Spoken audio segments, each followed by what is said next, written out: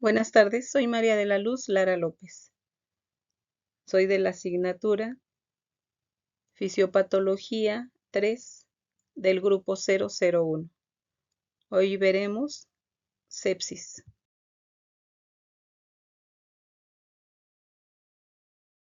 Definición de sepsis. Es un síndrome integrado por numerosas anormalidades fisiológicas, patológicas y bioquímicas inducidas por la infección. Se define como una infección sospechada o documentada clínica y microbiológicamente, con uno o más de los criterios de síndrome de respuesta inflamatoria sistémica. La sepsis es la respuesta abrumadora y potencialmente mortal del organismo ante una infección que puede causar daño tisular, insuficiencia de órganos y la muerte. Es una respuesta exagerada y tóxica del organismo ante una infección. El síndrome de respuesta inflamatoria sistémica es una definición de sepsis. Se define síndrome de respuesta inflamatoria cuando un paciente infectado está relacionado con dos o más criterios. Criterios para diagnosticar sepsis. Frecuencia cardíaca mayor a 90 latidos por minuto. Temperatura corporal mayor a 38 grados. Frecuencia ventilatoria mayor a 22 inspiraciones por minuto.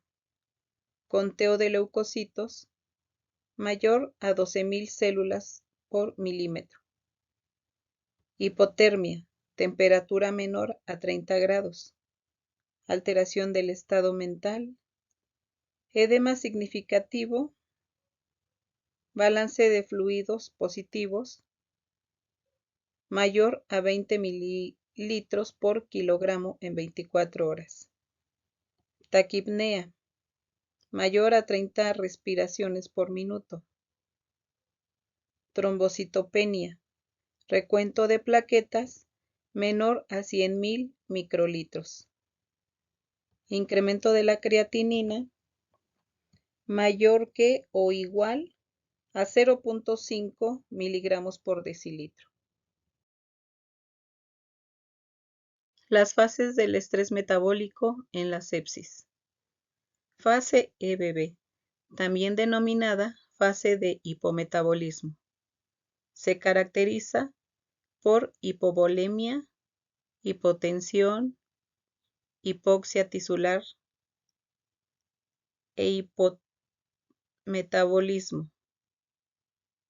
Los cambios que se observan durante esta fase se deben a la intensa actividad simpática que ocasiona la caída del gasto cardíaco y con ello la disminución del transporte y consumo del oxígeno, el gasto energético y la temperatura corporal, esto asociado a un aumento de las concentraciones sanguíneas de la glucosa, lactato y ácidos grasos libres. La fase flow.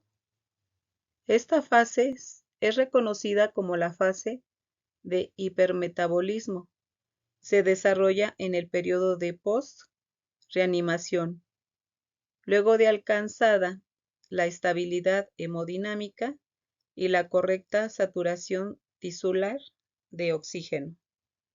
Se caracteriza por el aumento del gasto cardíaco, la frecuencia cardíaca, la respiratoria, del transporte y consumo de oxígeno y temperatura corporal.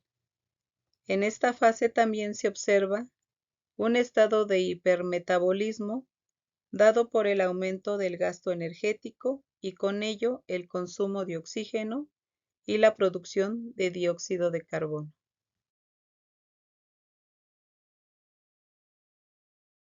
Del gasto energético en una persona con sepsis es entre 1.5 a 2.0 veces sobre el estado basal del individuo, pero suele observarse aumentos mayores en dependencias del tipo y la gravedad del estrés.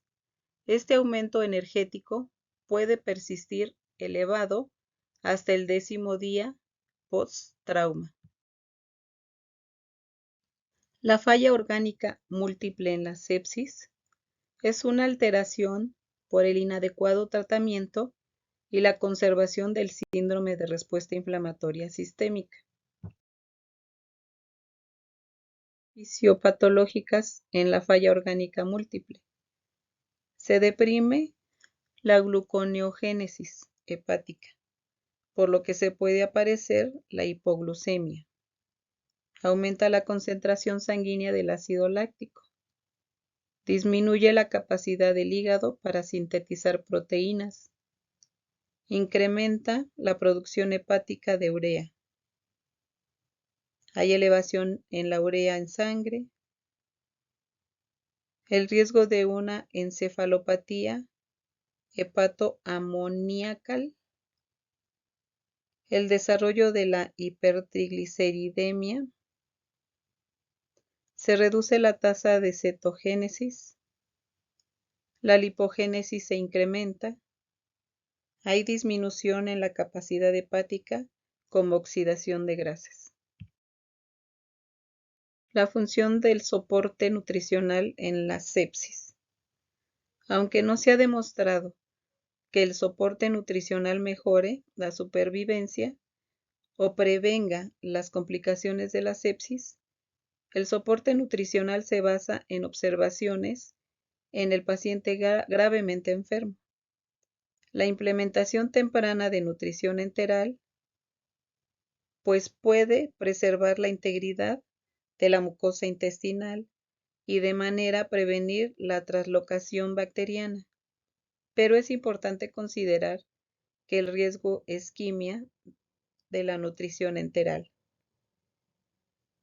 Se han observado que la nutrición enteral temprana no tuvo un efecto consistente sobre la mortalidad. Se ha observado beneficios sobre objetos secundarios como reducción de incidencia de complicaciones infecciosas, disminución en días de internación en cuidados intensivos y acortamiento en la duración de la ventilación mecánica. De la nutrición enteral es que el paciente no llegue a la desnutrición. Por otro lado, la indicación de la nutrición enteral se puede realizar siempre y cuando el paciente no tenga problemas de tracto gastrointestinal. Las consecuencias de la nutrición enteral en la sepsis. Se ha mencionado que la isquemia intestinal pudiera ser una consecuencia en la nutrición enteral, pero en pruebas recientes se ha demostrado que la isquemia intestinal puede ser baja, sobre todo si se trata de nutrición postpilórica. Para un paciente con sepsis, la nutrición recomendada es la trófica, ya que se ofrece un aporte energético menor al recomendado, pues el daño al paciente se le haría si le ofrecen un aporte energético supuestamente el necesario. El requerimiento estimado de la nutrición trófica es con un aporte limitado de 500 kilocalorías por 24 horas. ¿Cuál es la función de la nutrición parenteral? Ofrecer los nutrientes necesarios por vía intravenosa al paciente, pero no es recomendable. Se han realizado estudios que con la nutrición parenteral aumenta la estancia en cuidados intensivos, hospitalizados y una incidencia alta de infecciones adquiridas. ¿Cuáles son las recomendaciones de carbohidratos, lípidos y proteínas en el paciente séptico? Los carbohidratos no deben de exceder del 70%.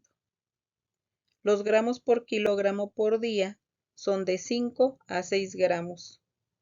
En lípidos no debe de superar el 40%.